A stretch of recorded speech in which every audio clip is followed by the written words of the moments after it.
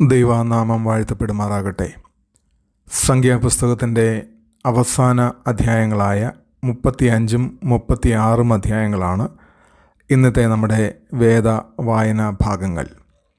35ഉം 36ഉം അധ്യായങ്ങൾ വാഗ്ദത്ത ദേശത്തിലെ ജീവിതവുമായി ബന്ധപ്പെട്ട രണ്ട് പ്രധാന വിഷയങ്ങളെക്കുറിച്ചാണ് സംസാരിക്കുന്നത്. ഒന്ന് നീതിയും മറ്റൊന്ന് അവകാശവും. 35ആം അധ്യായം ലേവ്യരുടെ പട്ടണങ്ങളെക്കുറിച്ചും അഭയനഗരങ്ങളെക്കുറിച്ചുമാണ് പ്രതിപാദിക്കുന്നത്. ദൈവം മോശയോട് ലേവ്യർക്കായി ഇസ്രായേലിലുടനീളം 48 പട്ടണങ്ങൾ നൽകുവാൻ കൽപ്പിച്ചു. ലേവ്യർ പുരോഹിത ശുശ്രൂഷയ്ക്കായി വേർതിരിക്കപ്പെട്ടവരായതിനാൽ മറ്റു ഗോത്രങ്ങളെപ്പോലെ വലിയൊരു പ്രദേശം അവർക്ക് ലഭിച്ചിരുന്നില്ല.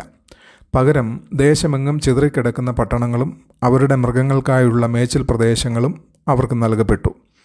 ഈ 48 പട്ടണങ്ങളിൽ 6 പട്ടണങ്ങൾ അഭയനഗരങ്ങളായി നിശ്ചയിക്കപ്പെട്ടു. അബദ്ധത്തിൽ ഒരാളുടെ മരണത്തിന് കാരണമായ വ്യക്തിക്ക് അവിടെ സംരക്ഷണം ലഭിക്കുമായിരുന്നു.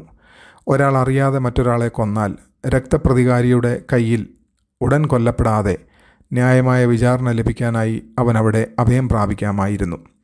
ദൈവം മനഃപൂർവമായ കൊലപാതകവും അബദ്ധത്തിൽ സംഭവിച്ച മരണവും വ്യക്തമായി വേർതിരിച്ചു.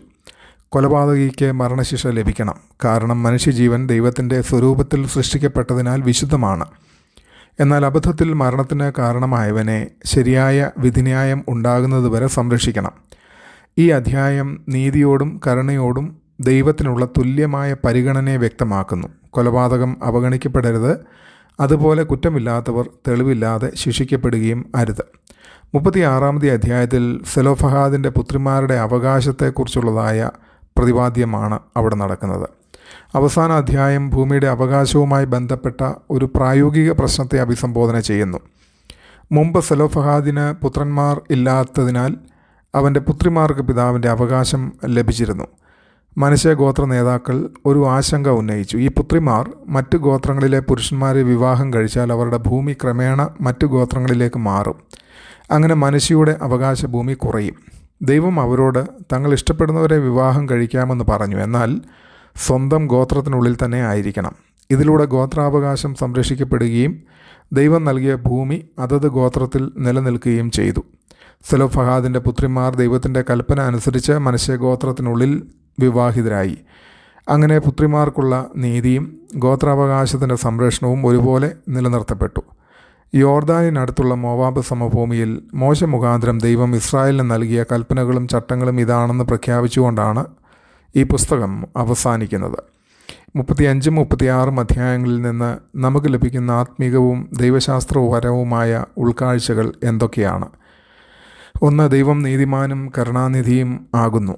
അഭയനഗരങ്ങൾ ദൈവത്തിൻ്റെ സ്വഭാവത്തെ അതിസുന്ദരമായി വെളിപ്പെടുത്തുന്നു. ദൈവം പാപത്തെ അവഗണിക്കുന്നില്ല. മനുഷ്യജീവനെ ദൈവം വിലമതിക്കുന്നതിനാൽ കൊലപാതകത്തിന് ന്യായവിധി ആവശ്യമാണ്. എന്നാൽ മനഃപൂർവ്വമല്ലാത്ത തെറ്റുകൾ ചെയ്തവർക്കായി അവൻ സംരക്ഷണവും ഒരുക്കുന്നു. തിരുവെഴുത്തിലുടനീളം നീതിയും കരുണയും പരസ്പര വിരുദ്ധങ്ങളല്ല, അവ ദൈവത്തിൽ പൂർണ്ണമായി സംഗമിക്കുന്നു. ഈ സത്യം യേശുക്രിസ്തുവിൻ്റെ ക്രൂശിൽ പരിപൂർണമായി പ്രകടമാകുന്നു. അവിടെ പാപത്തിനെതിരായ ദൈവത്തിൻ്റെ നീതി നിറവേറുകയും പാപികളോടുള്ള അവൻ്റെ കരുണ വെളിപ്പെടുകയും ചെയ്തു. ദൈവം ഇന്നും നീതിയുള്ള ന്യായാധിപനാണ്, അതോടൊപ്പം കരുണയുള്ള രക്ഷകനുമാണ്. രണ്ടാമതായി, അഭയനഗരം ക്രിസ്തുവിനെ സൂചിപ്പിക്കുന്നു. അനേകം ക്രിസ്തീയ ദൈവശാസ്ത്രജ്ഞർ അഭയനഗരങ്ങളെ ക്രിസ്തുവിൻ്റെ മുൻനിഴലായി കാണുന്നു. അഭയനഗരത്തിലേക്ക് ഓടിച്ചെന്ന വ്യക്തി ന്യായവിധിയിൽ നിന്ന് സംരക്ഷണം അന്വേഷിക്കുകയായിരുന്നു. അതുപോലെ പാപികൾ രക്ഷയ്ക്കായി ക്രിസ്തുവിലേക്കാണ് ഓടിച്ചെല്ലേണ്ടുന്നത്. നഗരത്തിന് പുറത്ത് അപകടമുണ്ടായിരുന്നു, നഗരത്തിനുള്ളിൽ സുരക്ഷയുണ്ടായിരുന്നു. അതുപോലെ യഥാർത്ഥ ആത്മീയ സുരക്ഷ ക്രിസ്തുവിൽ മാത്രമാണ്. അഭയനഗരം ഇസ്രായേലിയർക്കും വിദേശികൾക്കും ഒരുപോലെ ലഭ്യമായിരുന്നതുപോലെ ക്രിസ്തുവിലുള്ള രക്ഷയും വിശ്വാസത്തോടെ വരുന്ന എല്ലാവർക്കും ലഭ്യമാണ്. യേശുവാണ് നമ്മുടെ പരമമായ അഭയവും സംരക്ഷകനും വീണ്ടെടുപ്പുകാരനും. മൂന്നാമതായി, മനുഷ്യജീവൻ വിശുദ്ധമാണ്. സംഖ്യാപുസ്തകം 35 മനുഷ്യജീവൻ്റെ വിശുദ്ധിയെ ശക്തമായി പ്രഖ്യാപിക്കുന്നു. മനുഷ്യൻ്റെ മൂല്യം അവൻ്റെ കഴിവുകളാലോ നേട്ടങ്ങളാലോ സ്ഥാനമാനങ്ങളാലോ നിർണ്ണയിക്കപ്പെടുന്നതല്ല. അവൻ ദൈവത്തിൻ്റെ സ്വരൂപത്തിൽ സൃഷ്ടിക്കപ്പെട്ടതിനാലാണ് അവൻ വിലപ്പെട്ടവനായി മാറിയത്. ഇന്നത്തെ ക്രിസ്തീയ ധാർമ്മികതയുടെ അടിത്തറയും ഇതുതന്നെയാണ്. ജീവനെ മാനിക്കുക, മറ്റുള്ളവരോട് കരുണ കാണിക്കുക, ഇരകൾക്ക് നീതി ഉറപ്പാക്കുക, ദുർബലരെ സംരക്ഷിക്കുക എന്നിവയൊക്കെയും ഈ സത്യത്തിൽ നിന്നാണ് ഉത്ഭവിക്കുന്നത്. 4, ക്രമത്തെയും ഉത്തരവാദിത്വപരമായ പരിപാലനത്തെയും ദൈവം വിലമതിക്കുന്നു. 36 അധ്യായം ദൈവം ആരാധനയെ മാത്രമല്ല, സ്വത്ത്, അവകാശം, കുടുംബ ബാധ്യതകൾ തുടങ്ങിയ പ്രായോഗിക കാര്യങ്ങളെയും പരിഗണിക്കുന്നുവെന്ന് കാണിക്കുന്നു. ദൈവം തൻ്റെ ജനങ്ങളുടെ ജീവിതത്തിൻ്റെ എല്ലാ മേഖലകളിലും താൽപ്പര്യമുള്ളവനാണ്. ക്രിസ്തീയ ശിഷ്യത്വം സഭാപ്രവർത്തനങ്ങളിൽ മാത്രം ഒതുങ്ങുന്നില്ല.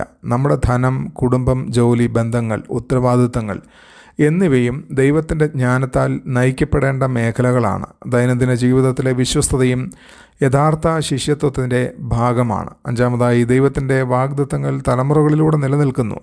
അവകാശ നിയമങ്ങൾ, ദൈവത്തിൻ്റെ ഉടമ്പടി ലക്ഷ്യങ്ങൾ ഒരു തലമുറയിൽ അവസാനിക്കുന്നതല്ലെന്ന് നമ്മെ ഓർമ്മിപ്പിക്കുന്നു.